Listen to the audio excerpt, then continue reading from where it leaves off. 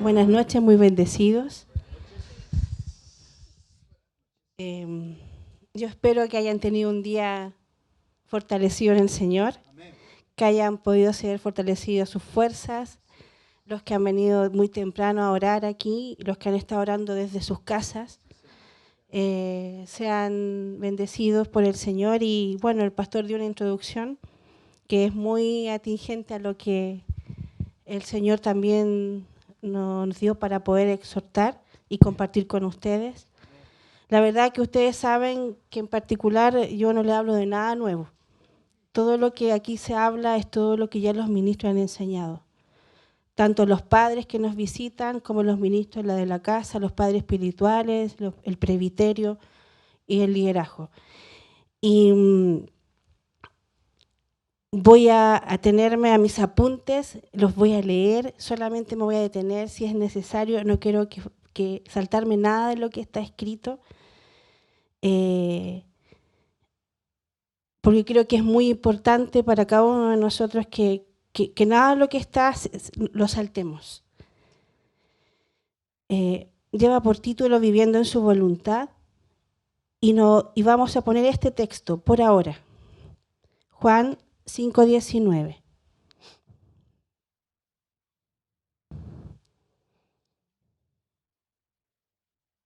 Respondiendo entonces Jesús y les dijo: de cierto os digo, no puede el Hijo hacer nada por sí mismo, sino lo que ve hacer al Padre, porque todo lo que el Padre hace, también lo hace el Hijo igualmente. Bueno, significado de voluntad, según el diccionario, es la facultad de decidir y ordenar la propia conducta. Es libre albedrío o libre determinación. Es intención, ánimo o resolución de hacer algo. Es gana o deseo de hacer algo. Elección hecha por el propio dictamen o gusto. Consentimiento, asentamiento. ¿Qué dice el diccionario bíblico acerca de la voluntad? Bueno, la separa en dos partes. La voluntad del hombre, que enfrenta a la de Dios, es la esencia del pecado y la base del pecado de Adán. En cambio, el segundo Adán, el Señor Jesucristo, dijo de sí mismo: no busco mi voluntad, sino la voluntad del que me envió, la del Padre.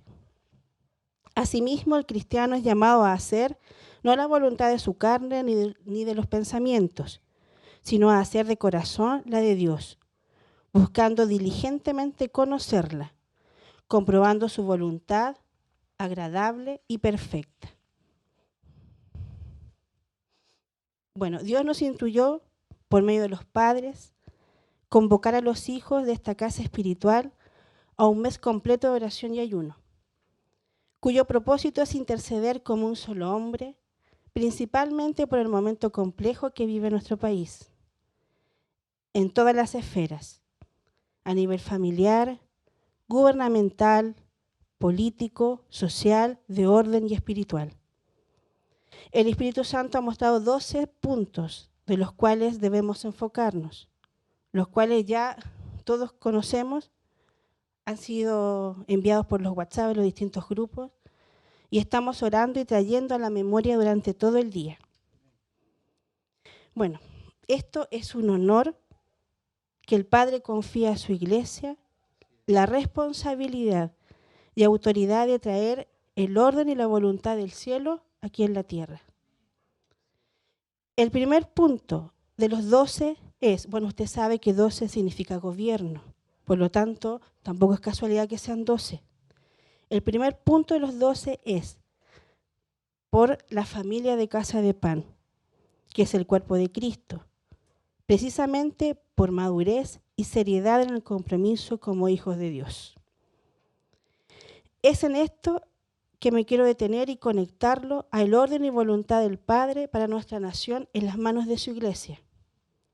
No es casualidad que sea lo primero por lo cual interceder como un anhelo corporativo de que todos nos desarrollemos y seamos perfeccionados en la doctrina, comunión, oración y partimiento del pan, que es la edificación de su palabra, en su palabra. Nuestros ministros ya nos han enseñado acerca de la doctrina, que es el fundamento, los principios por los cuales la Iglesia y por tanto nosotros sus hijos debemos andar, las cuales nos da directrices firmes para nuestro desarrollo y todos los recursos necesarios para tomar decisiones que estén dentro de los lineamientos del Padre. Ahora, ¿cómo sabemos que andamos en esa doctrina y por tanto en su voluntad? Podemos decir que viviendo la palabra, y así es, escuchándola y obedeciéndola, y también es así. Pero ¿cuánto de eso es real en el día a día en mí? Y aquí, hermanos, me quiero detener. Yo no los quiero ofender, tampoco juzgar. Dios sabe que yo no tengo esa intención en este momento. Es más, ni siquiera quiero hablarles de esto, porque a la primera persona que desnuda es a mí. El propósito de esto es inquietarnos nuevamente a un análisis de cómo estamos y estoy administrando la gracia de ser hija e hijos, primero para Él y segundo para mí y nuestro prójimo.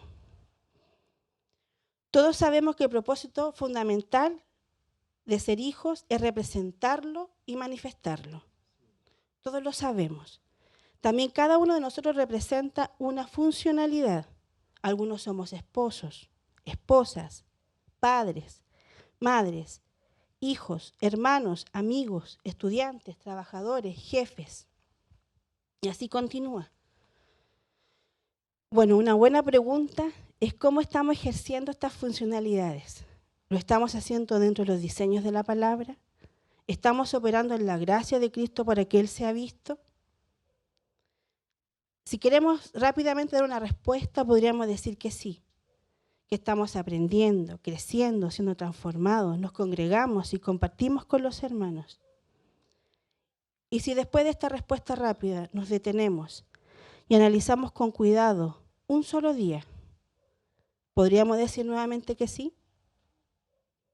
Les voy a contar una historia que escuché de un pastor en una predicación hace muy poco. Este pastor contaba que estando de viaje visitó un castillo. Mientras hacía el recorrido notó que la puerta principal era muy grande, la del castillo, y enorme. Y la escala que llevaba al segundo piso y a las torres muy estrecha, tanto que solo podía transitar una sola persona a la vez. Cuando el guía los llevó hacia la escalera para subir por ella, les dio la explicación de la supuesta falla en la construcción. La puerta tiene el tamaño preciso para que en caso que el enemigo los ataque, los hombres, una gran cantidad de ellos, puedan salir y defender el castillo. Si en caso que eso fallara y el enemigo los vence, los que quedan suben hacia el segundo piso y esperan a que sus enemigos suban de uno a la vez y así matarlos con sus lanzas. Por lo tanto, un solo hombre puede defender un castillo completo. El mensaje práctico de esta historia, continuaba el pastor, relata así, una historia totalmente ficticia, decía él. Un esposo y una esposa en desacuerdo, en cualquier cosa, en algo importante, en algo pequeño. Este no se resuelve, entran en conflicto. Ambos se enojan, discuten, pelean. Ella, frustrada porque su esposo no la escucha, entra violentamente por la gran puerta del castillo. El esposo, que no quiere seguir hablando, sube corriendo al segundo piso, por esa escala estrecha, y la espera con su lanza para defenderse. Y ella, con su espada de doble filo, ¿me entienden las hermanas? No para de criticar, reprochar y recordar lo que ocurrió hace 20 años atrás. Después de escucharlo me dije, ¿dónde habré visto esto? Cuando en el matrimonio existen estas dinámicas, claramente es porque los principios del amor y el respeto no se están aplicando. Y si no se están aplicando, no estamos en la voluntad del Padre. Cuando el pastor mencionaba hace un rato la importancia y la responsabilidad de los esposos, esto es parte de eso. Cuando el esposo no es capaz de enfrentar los conflictos, cuando el esposo no es capaz de dar directrices a las esposas se frustran porque no tienen directrices ni sustento. Y aún así, las esposas deben seguir respetando y honrando al esposo. Porque no es fácil ser hombre. De verdad que no es fácil ser hombre. Si ustedes le preguntan a sus esposos, ¿es fácil ser hombre? Les van a decir que no. Porque tienen la gran responsabilidad de acostarse realmente agotados y cansados, no solo por su trabajo laboral, sino porque tienen que sustentar a sus esposas, tienen que guiarlas y guardarlas, tienen que velar por su generación, tienen que estar pendientes de sus hijos, estar aconsejándoles, estar guardándolos y estar cuidándoles.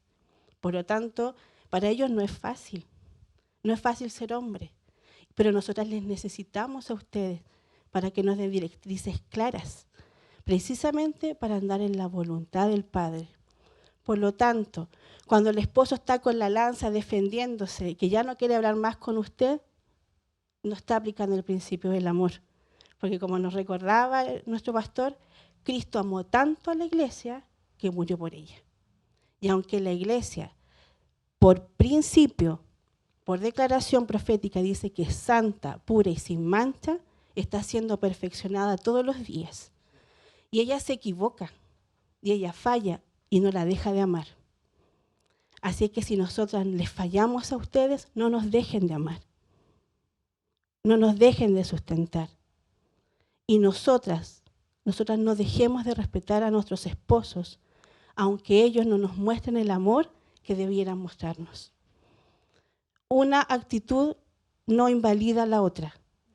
Si usted no obedece la palabra, aunque él no se lo merezca, como nos han enseñado tantas veces aquí en matrimonio, usted no está haciendo la voluntad del Padre.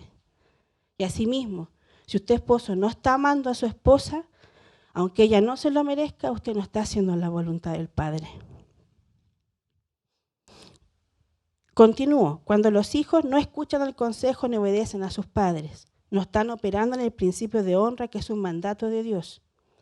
Aunque usted, hijo, sea mayor de edad, esté soltero o soltera y además vive y dependa de sus padres, estos que le aman jamás le darán un consejo que los dañe o les traiga dolor. Recuerde que hasta Jesús dijo que vosotros, siendo malos, saben darle lo mejor a sus hijos. Si usted es hijo de esta casa y sus padres también, tengan la plena seguridad que ellos están trabajando y perfeccionándose para ser los padres que usted necesita.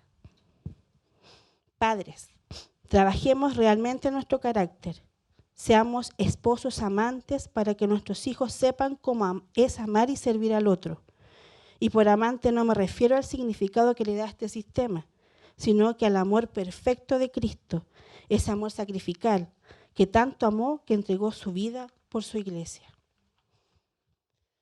Y podríamos seguir en todos los aspectos en donde usted se mueve y se relaciona, pero quise enfocarme principalmente en el aspecto familiar, la relación íntima entre esposos, padres e hijos, y cómo nos debemos relacionar desde lo más simple hasta lo más complejo. Nosotros los padres enseñándoles a nuestros hijos lo que hemos aprendido aquí en Casa de Pan, proponiéndonos cumplir esa palabra y aplicándola, orando por cada decisión que tomemos para que haya fruto en nuestras casas. Orando esposos, juntos.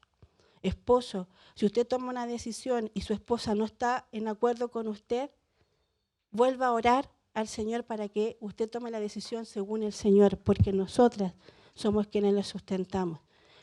No estoy diciendo que ustedes tienen que hacer lo que nosotros queramos caprichosamente. No, vuelvan a orar, oren con nosotras, oren con sus esposas, conversen más con nosotras, porque somos uno. Somos uno, nosotros podemos ayudarle a ustedes a ver lo que no pueden ver. Podemos ayudarle a tomar las mejores decisiones para la casa, para la familia y en todas las áreas que ustedes necesitan y tienen gobierno. La relación de Cristo en la iglesia es una.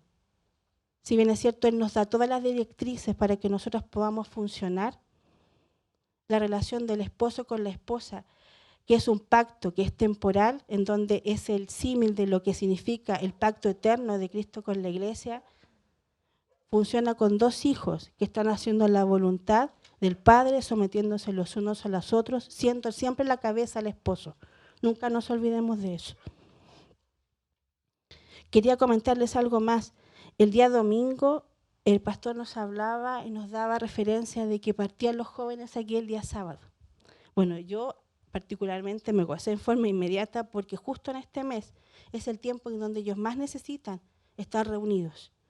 Nuestros hijos y jóvenes volverán a reunirse a los pies de la palabra, a tener comunión, a compartir sus gracias, a pedir consejos si es necesario a sus líderes. En este tiempo en donde irán a ambientes hostiles, pero que ellos sabrán sobrellevar porque están inmunizados por lo que se les ha enseñado, que es la justicia y la verdad de Cristo y el amor a su palabra. Les pido, por favor, a los hijos que todavía están en el colegio, envíenlos a los jóvenes. Papás, por favor, envíen a sus hijos a los jóvenes. No esperen que ellos estén en la universidad y ahí tengan el temor de que se pueden perder allí. Necesitan aprender hoy a Cristo para que mañana nada los mueva. Si usted ya es joven, si usted ya no depende de sus padres, también asista. Su vida y experiencia es riqueza para los más pequeños, para los más jóvenes. Y también se puede sorprender. Hasta usted puede ser edificado por la gracia de uno de ellos. No menospreciemos la palabra, al portavoz de ella. No menospreciemos a quienes se congregan a recibirla, ya sea los distintos discipulados, en varones, en damas, en jóvenes, en matrimonio. El pastor nos recordaba el día viernes que muchos de los matrimonios que aquí llevan tiempo, que asistan regularmente a todos los discípulos, aún así han tenido problemáticas en su matrimonio y es así. Doy fe de eso y hablo por mí.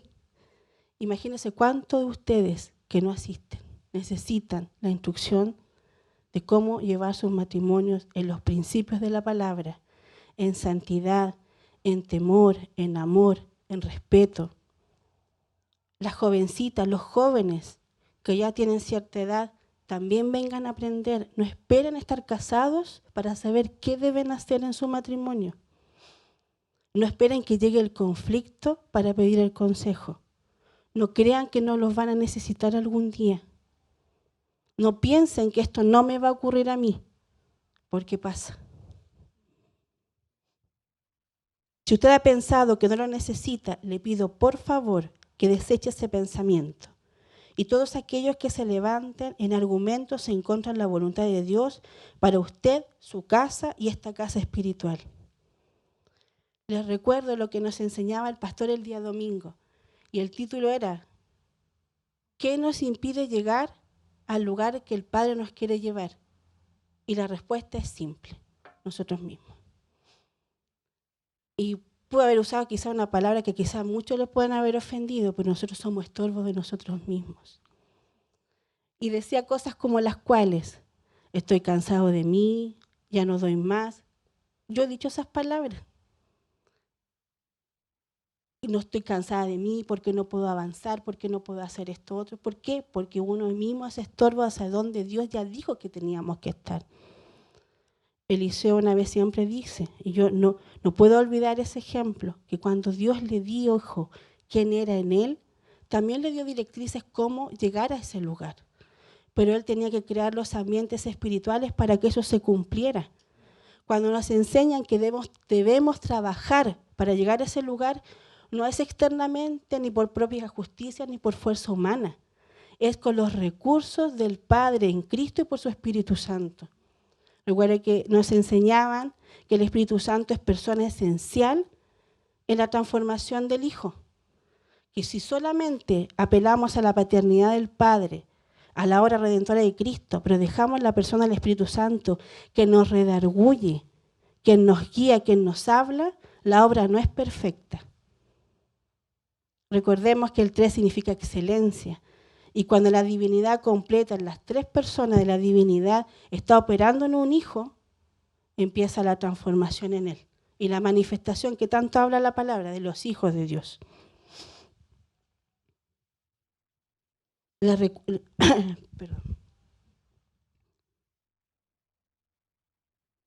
También quiero recordarles que cuando empezó la crisis, no quiero dar ningún adjetivo, de todo lo que vimos en televisión, Eliseo nos mencionó que esto era resultado del desorden y la desobediencia de los hijos de Dios. Porque si los hijos de Dios estuvieran andando en los principios del Padre, este se estaría manifestando y habría orden en los ambientes espirituales. Y Eliseo nos hablaba de la falta de compromiso de su iglesia. Y quiero que leamos Isaías 3, del 1 al 12, por favor. Cuando lo leamos, vamos a recordar algunas cosas cuando lo estemos leyendo.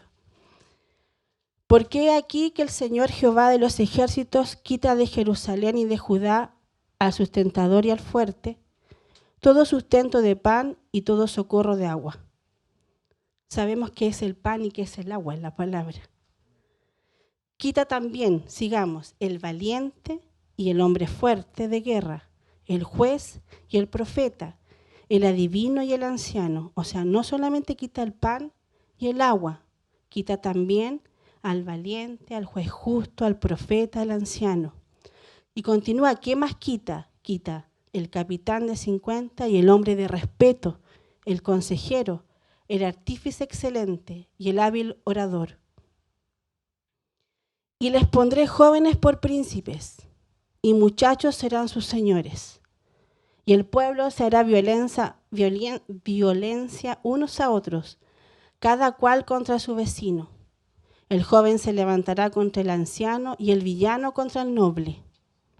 Cuando alguno tomare de la mano de su hermano, de la familia de su padre, y le dijere, tú tienes vestido, tú serás nuestro príncipe, y toma en tus manos esta ruina. Él jurará aquel día diciendo, no tomaré ese cuidado, porque en mi casa ni hay pan, ni hay vestir, no me hagáis príncipe del pueblo. Pues arruinada está Jerusalén y Judá ha caído, porque la lengua de ellos y sus obras han sido contra Jehová para irritar los ojos de su majestad. La apariencia de sus rostros testifica contra ellos, porque como Sodoma publican su pecado, no lo disimulan. Ay del alma de ellos, porque amontonaron mal para sí. Decid al justo que le irá bien, porque comerá de los frutos de sus manos. Ay del impío, mal le irá, porque según las obras de sus manos le será pagado.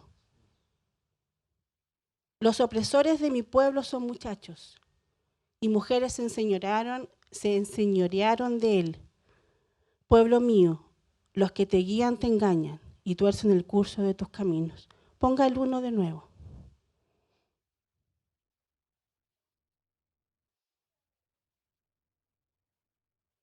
Porque aquí he aquí que el Señor Jehová de los ejércitos quita de Jerusalén y de Judá al sustentador y al fuerte todo sustento de pan y todo socorro de agua. Y nuevamente el 12, por favor.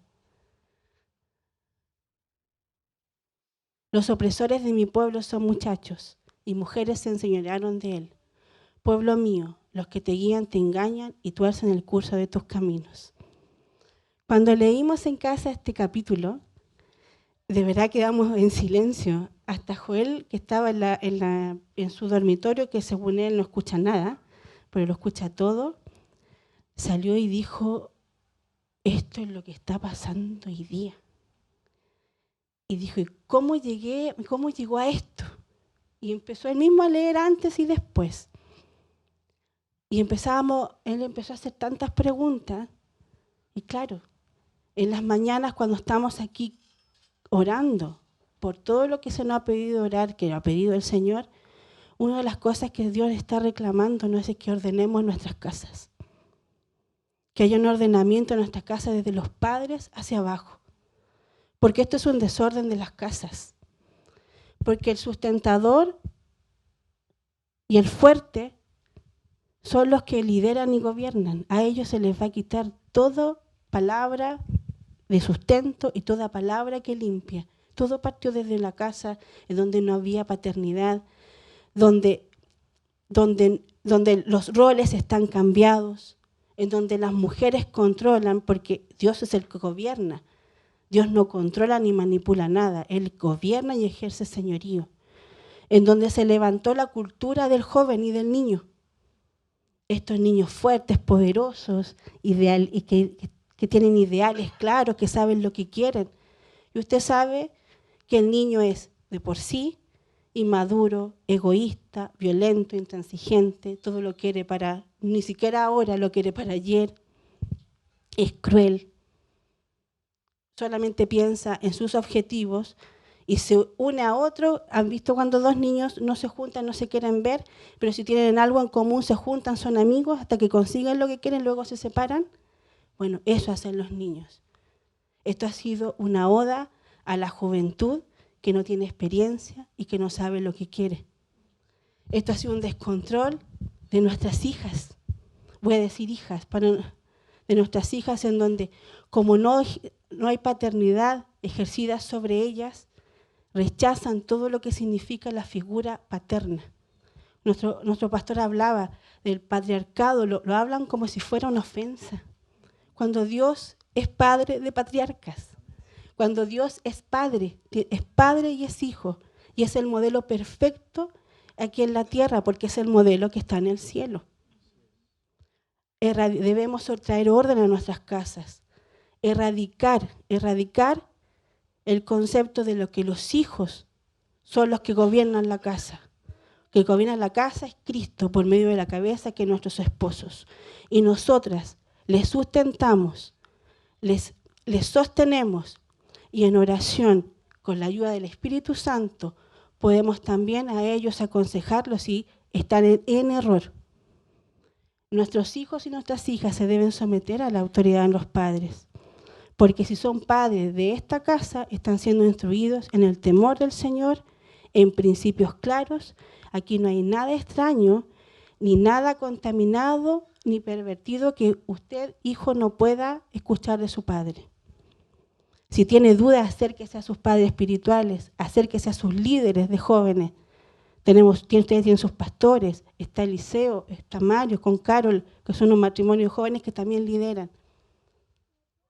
Pero no busquen en sus pares, sobre todo fuera, el consejo que deben recibir aquí en la casa.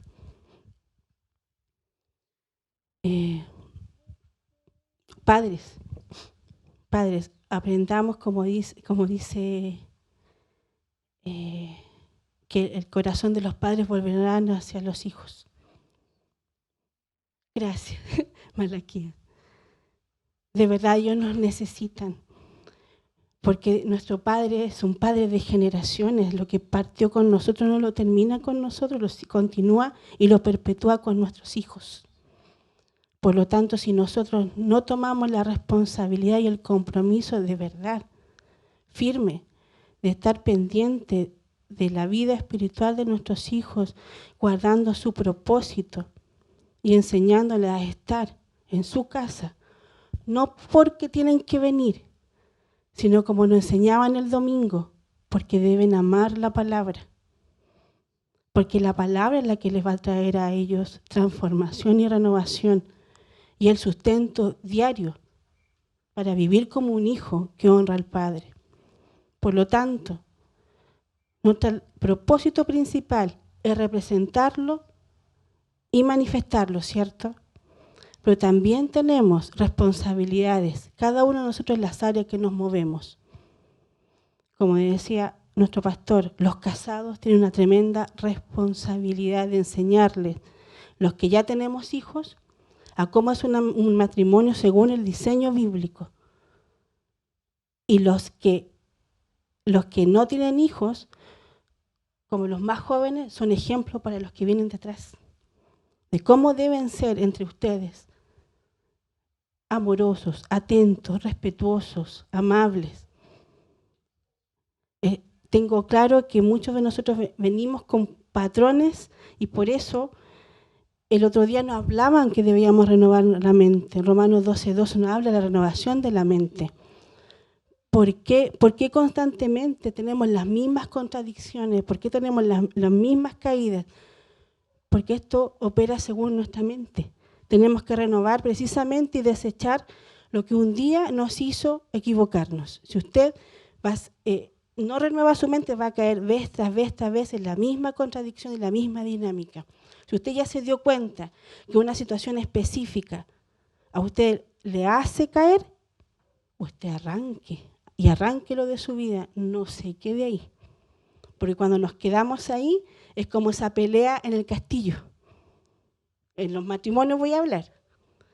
Que él se defiende, se enoja, le puede decir lo que se le venga en gana, y la esposa con la espada de doble filo, que no es la palabra de Dios, reprocha, critica, recrimina y se recuerda de cuánto hay de aquí para atrás. ¿Eso es el diseño del Señor para el matrimonio? No. ¿Muchos lo hemos vivido? Sí. ¿Estamos según la voluntad del Padre? No. ¿Estamos dando el estándar? Tampoco. Y si el Padre lo dejó estipulado en su palabra, es porque así tiene que ser. Recuerden que hasta el Hijo era Dios, no era menor que el Padre, era igual que el Padre y aún así se sometió al Padre. ¿Cuánto más nosotros, que somos hijos por puro afecto de su voluntad, que no lo merecíamos, que no teníamos ningún atributo, pero aún así por elecciones lo que hizo antes que nosotros naciéramos? Incluso dice la palabra que en la eternidad nosotros ya estábamos escogidos por Él para ser sus hijos. Y para concluir, usted me puede decir, es que es difícil. Sí, probablemente, hermano, es difícil. Porque esto es un camino de muerte. Porque es un camino de renunciación. Porque muchas veces nosotros queremos alzar la voz porque tenemos derechos. Ahora escuchamos en todas partes los derechos. Todos tienen derechos. Y ninguno muere por el derecho del otro. Ninguno. Todos piensan en sí mismos y nadie piensa en el bienestar del otro. Eso es lo que vemos todos los días en los noticieros. Pero por eso se está levantando una iglesia, para que el orden y la voluntad del cielo venga a la tierra. Pero tenemos que ser ordenados nosotros primeros. Tenemos que ordenar la relación íntima primero en casa. En casa, porque esto es desde la casa hacia afuera. ¿Por qué muchas veces nosotros no sabemos relacionarnos en el cuerpo? Porque lo más seguro es que no sabemos relacionarnos con nuestro entorno más íntimo. Porque me es fácil respetar a Rodrigo. Aunque diga algo que yo no esté de acuerdo, aunque diga un chiste fome. Pero no me río con los chistes fome de mi marido. ¿Por qué no? Si son igual de fome. Es un ejemplo simple. Pero ustedes me entienden a dónde voy. Entonces, mientras restauremos y restablezcamos las relaciones en casa, que hay que derribar tantas malas costumbres, tantos malos hábitos, tantos patrones distorsionados de años, pero si empezamos día a día a tener el compromiso de hacerlo, así como estamos orando 31 días, podamos decir el día 31, esto lo logré. Esto lo logré. Porque lo que necesitamos para edificar una casa espiritual es edificar una familia. ¿Y cuál es el propósito de este ministerio? Edificando las familias. Así es que no es casualidad. Edificando las familias. ¿Y para qué edificamos las familias?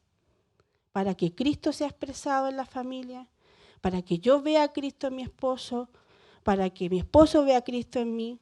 Después yo me pregunto, ¿por qué Joel no llega? Y de repente digo, la pregunta tonta. Y así usted puede hacer su propia lista. También lo hago responsable, usted puede hacer su propia lista. Si alguien no está aquí, pregúntese, analicémonos. ¿Qué estamos haciendo? Aquí nos vemos súper lindos, aquí nos vemos todos súper lindos. Y una vez alguien me dijo, podríamos vivir todo en comunidad, y yo dije, mejor no. Mejor no. ¿Pero por qué no podría ser así? Recuerden que, como les decía yo, el pacto matrimonial es tanto temporal como eterno. Temporal porque un hombre y una mujer, Dios los une en matrimonio hasta que alguno de los dos muera. Pero después esto es el símil de cómo va a ser la relación de Cristo con la iglesia. Y esa sí va a ser perfecta. Qué bueno, porque por fin ahí voy a ver a mi esposo no como esposa, sino como hija, como hermana. Y ahí voy a poder disfrutar de lo que es el vínculo de la unicidad. Pero primero tenemos que mostrarlo acá. ¿Cómo podemos decir no si es la relación mística de Cristo con la iglesia, donde Cristo ama a su esposa, que dio su vida por él, la esposa lo respeta, que es la iglesia, y lo obedece en todo? Cuando mi esposo no me reta por cualquier cosa y yo le contesto mal. Estoy dando un ejemplo, no estoy diciendo que eso lo hace René. Por favor, que va a salir grabado eso. Pero es contradictorio, ¿no? Sí, pues contradictorio. Yo no sé, pero a mí me han dicho así a la pasadita, ¿y dónde está Cristo? Ustedes saben quién es. ¿Dónde está Cristo? No lo veo. Entonces somos responsables de lo que decimos.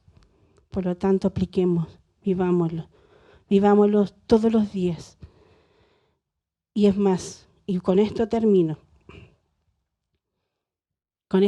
Nosotros tenemos, la palabra habla del primer Adán y del postrer Adán, o el último Adán.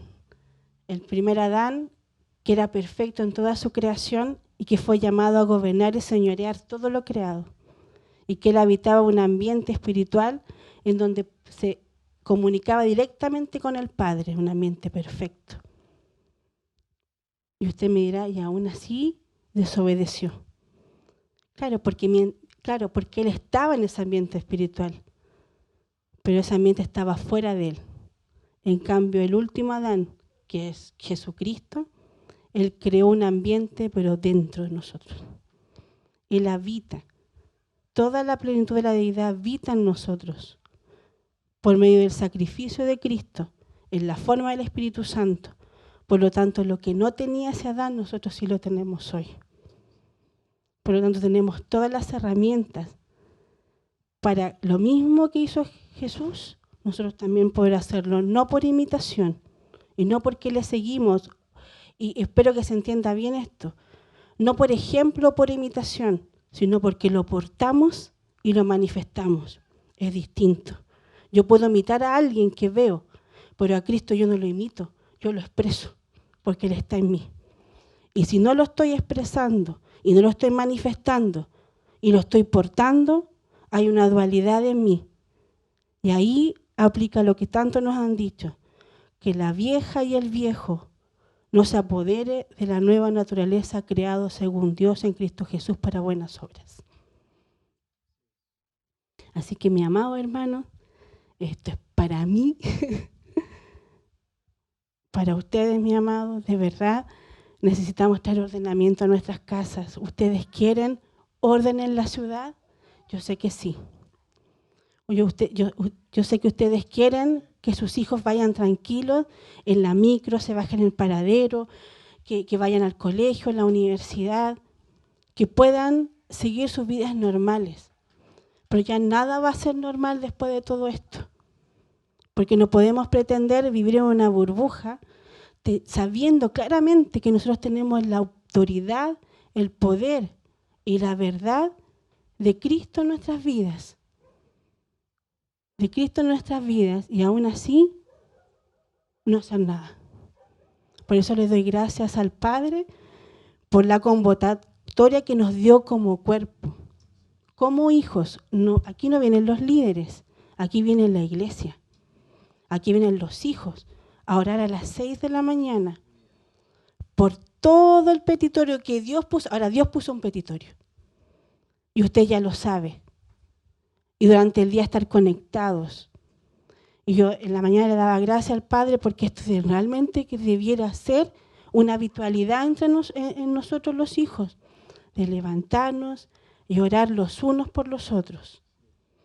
Y orar por lo que el Espíritu Santo a uno le revele y le guíe, en favor de su casa particular, de su casa espiritual y de la nación.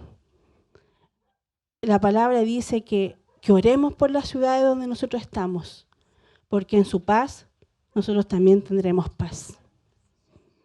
Mi amados, pónganse en pie.